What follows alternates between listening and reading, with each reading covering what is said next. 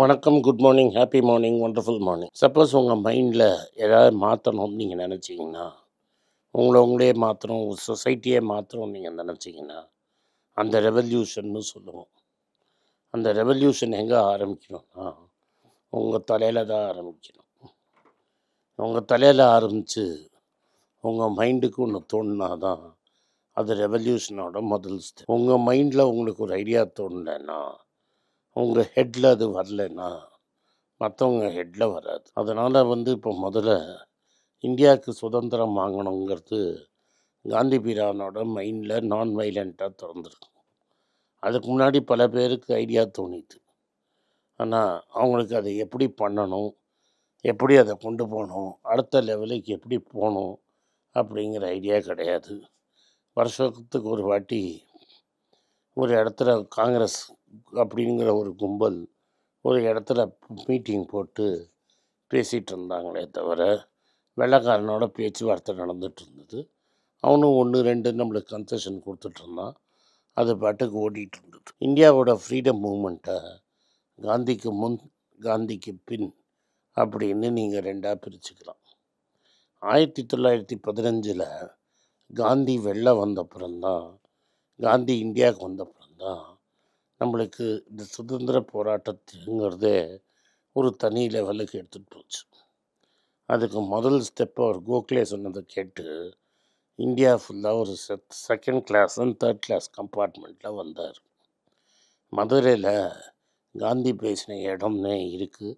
என்னை கூட்டிகிட்டு போய் கூட காட்டினாங்க. அன்றைக்கி இருந்த அந்த மைதானம் இன்றைக்கி வேறு மாதிரி ஆயிடுச்சு.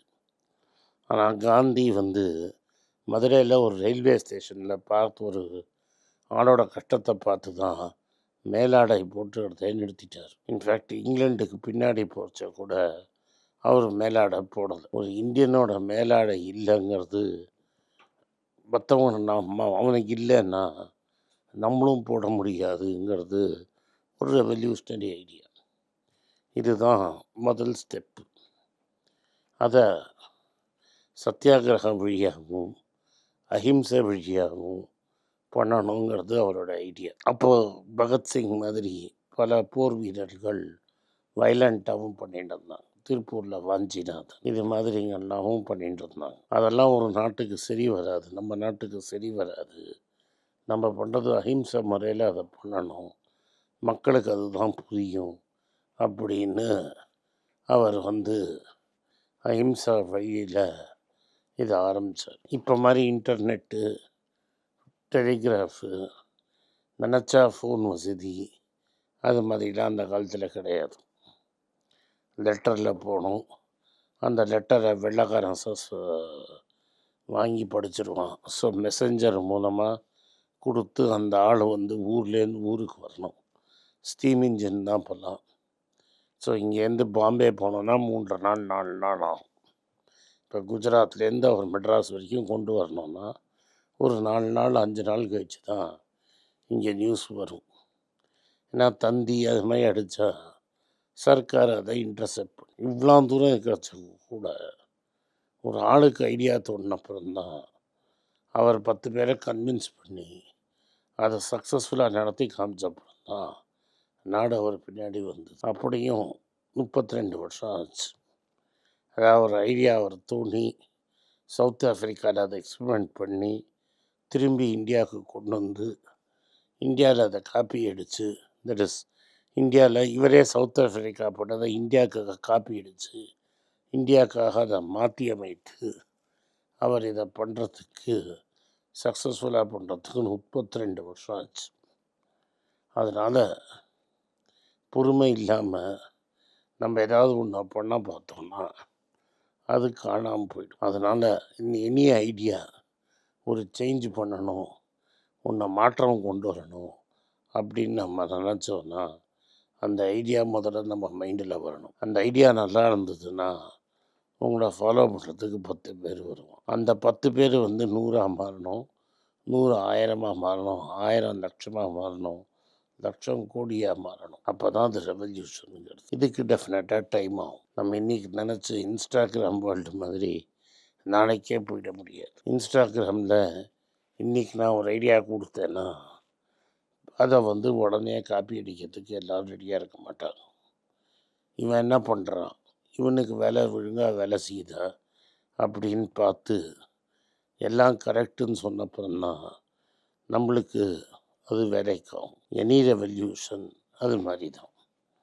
இப்போது இந்தியாவில் 91 எக்கனாமியை லிபரலைஸ் பண்ணி கவர்மெண்ட்டோட ரோலை சொசைட்டியில் குறைக்கணும்னு நினச்சதும் இது மாதிரி ஒரு வேலை தான். நம்ம வந்து மன்மோகன் சிங் முன்னாடியே அதை ரெடி பண்ணி பல நாள் யோசித்து ஒரு டீம் ஆஃப் இண்டிவிஜுவல்ஸ் ஒரு பெரிய எக்கனாமிக்ஸ் கும்பலை உள்ளே கொண்டு வந்து அதுக்கப்புறமா அவர் வந்து யூனிவர்சிட்டி கிராண்ட்ஸ் கமிஷன் சேர்மனாக இருக்கும்போது மான்டேக் சிங் அஹுவாலியாங்கிறவர் டாக்குமெண்ட் ராஜீவ்காந்திக்காக டாக்குமெண்ட்டுன்னு ஒன்று எழுதி அந்த டாக்குமெண்ட்டில் என்னெல்லாம் நம்ம சேஞ்சஸ் பண்ணணும் அப்படிங்கிறத முன்னாடி எழுதி பிளான் பண்ணி பிபி சிங்க்கு அப்புறம்